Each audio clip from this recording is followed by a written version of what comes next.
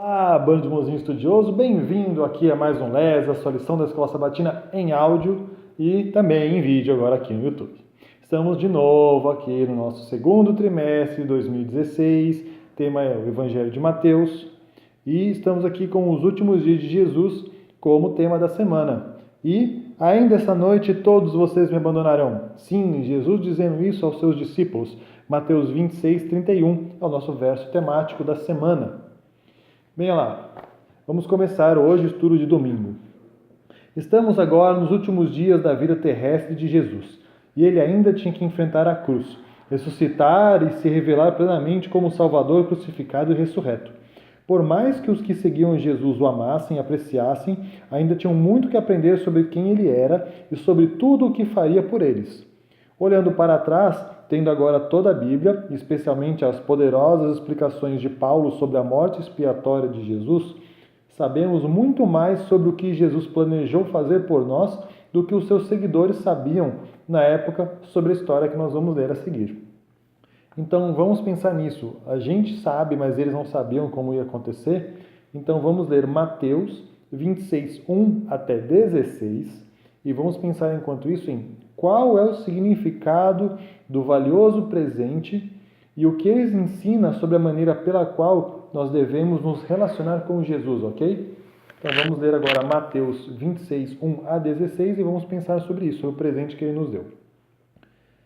Tendo Jesus acabado todos esses ensinamentos, disse a seus discípulos: Sabeis que daqui a 2 dias celebrar-se-á a Páscoa, e o Filho do Homem será entregue para ser crucificado.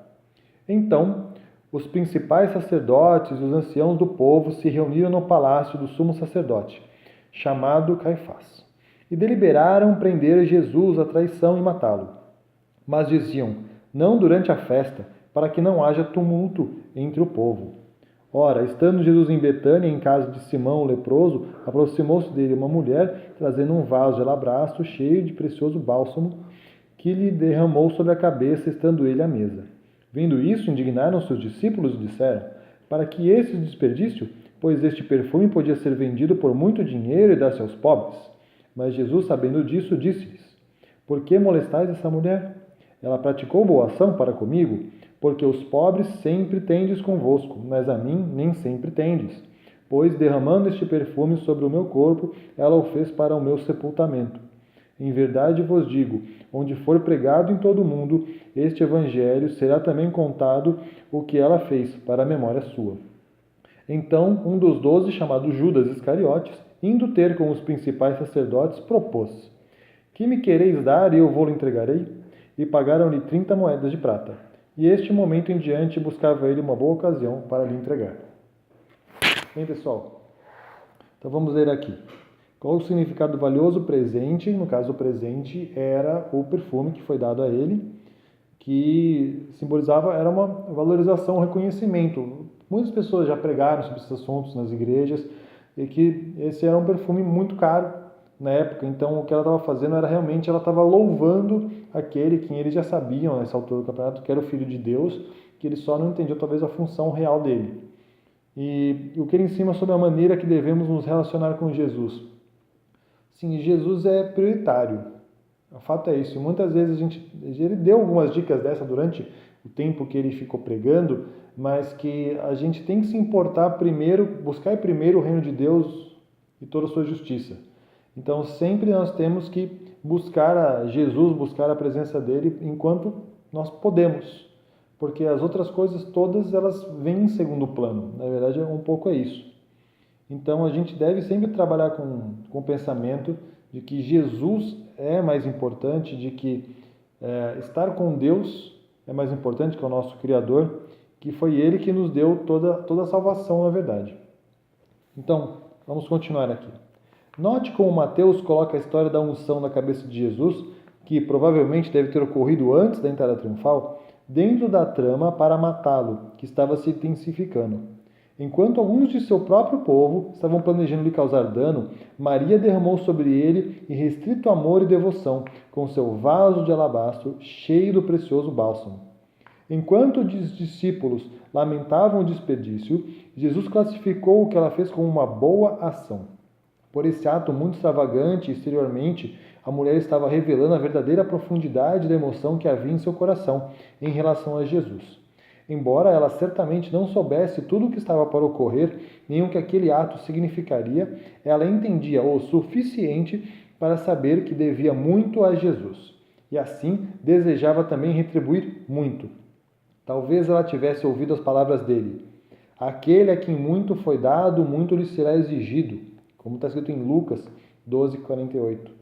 Enquanto isso, os discípulos, que certamente tinham visto mais coisas realizadas por Jesus do que aquela mulher, não entenderam a questão. Aquele bálsamo era um símbolo do coração transbordante da doadora.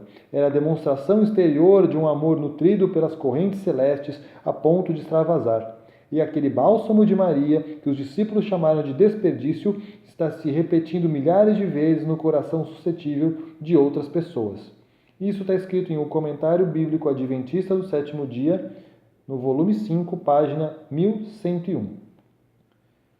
Bem, pessoal, hoje nós estudamos um pouquinho mais aqui, então, sobre esses momentos e como essa importância que teve ali dos momentos finais de Jesus e como a gente pode fazer um paralelo dos momentos finais de Jesus com os nossos momentos finais, que quando virá a segunda vinda e que o relacionamento dele, o que você está guardando? Você está guardando isso, o seu tempo, para aquelas pessoas que você vai ter tempo a passar, ou você está guardando o seu tempo para aquilo de fato que pode trazer salvação, para aquilo que de fato que ele deu todas as oportunidades que você teve na sua vida, salvação, se você tem hoje, é porque Deus planejou e Deus inclusive morreu por você.